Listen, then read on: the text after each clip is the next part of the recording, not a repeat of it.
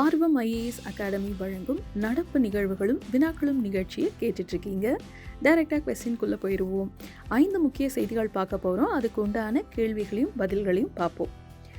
நாட்டோவின் 32வது அதிகாரப்பூர்வ உறுப்பு நாடாக ஸ்வீடன் இணைஞ்சிருக்கு. எப்போன்னு பார்த்தோன்னா மார்ச் மாதம் 7ஆம் தேதி இந்த ஆண்டு 2024. இதில் இருந்து கேள்வி: எந்த நாடு நாட்டோவின் 32வது அதிகாரப்பூர்வ உறுப்பினராக மார்ச் 7ஆம் தேதி 2024ஆம் ஆண்டு இணைந்தது? 1 நெதர்லாந்து, 2 பின்லாந்து, 3 ஸ்வீடன், 4 மால்டா. விடை 3 Sweden.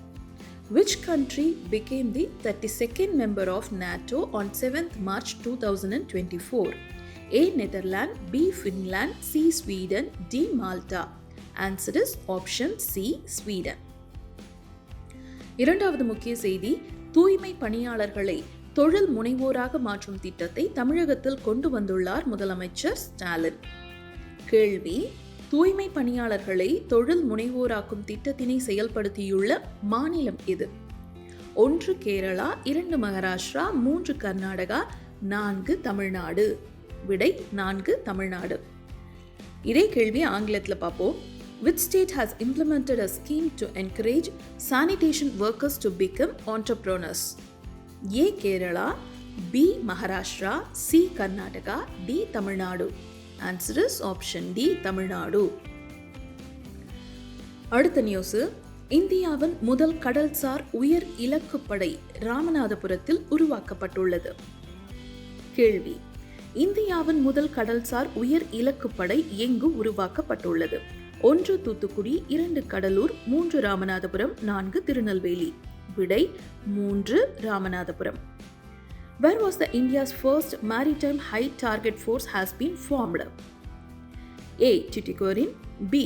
Cuddalore, C. Ramanathapuram, D. Tirunelveli. Answer is option C. Ramanathapuram.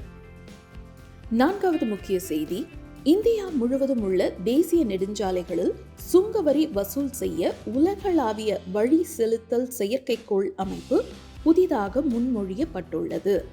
இதிலிருந்து தேர்வுக்கு கேள்வி எப்படி கேட்கலாம்? இந்தியாவில் புதிதாக முன்மொழியப்பட்ட நெடுஞ்சாலை சுங்கவரி வசூல் முறையின் அடிப்படை என்ன?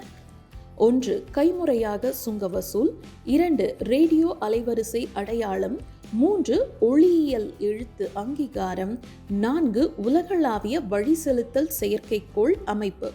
விடை 4 உலகளாவிய வழி செலுத்தல் செயற்கைக்கோள் அமைப்பு. What is the basis of the newly proposed highway toll collection system in India? 4 options are: A. manual toll collection, B. radio frequency identification, C. optical character recognition, D. global navigation satellite system. Answer is option D. global navigation satellite system. இறுதி மற்றும் 5வது முக்கிய செய்தியா இன்றைக்கு நம்ம பார்க்க போறது: இந்தியாவுக்கு மதிப்புமிக்க தட்டம்மை மற்றும் ரூபல்லா சாம்பியன் விருது வழங்கப்பட்டுள்ளது என்று சுகாதார அமைச்சகம் தெரிவித்துள்ளதா செய்தித்தாள்ல செய்தி வந்திருக்கு. கேள்வி: தட்டம்மை மற்றும் ரூபெல்லா சாம்பியன் விருது எந்த நாட்டுக்கு வழங்கப்பட்டுள்ளது?